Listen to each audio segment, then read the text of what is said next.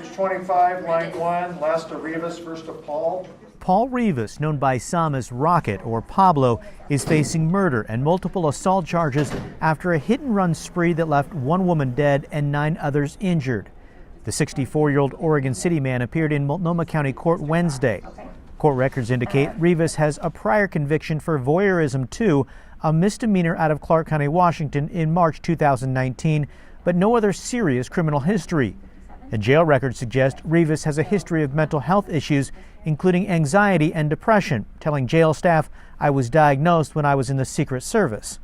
Police haven't provided any possible motive for Monday's rampage, except to say it does not appear to be an act of terrorism or politically motivated. I'm really frustrated, and I think the randomness is something that I have not and maybe will never quite come to terms with.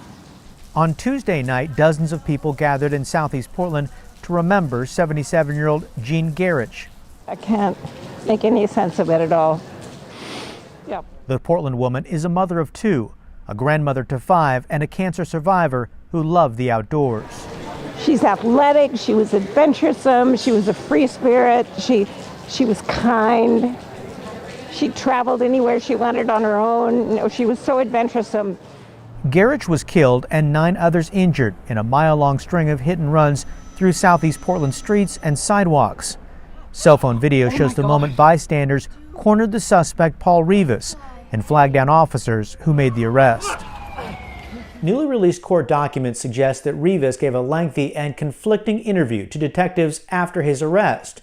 At times he claimed his brakes were having problems, then suggested maybe it was a similar-looking car, not his.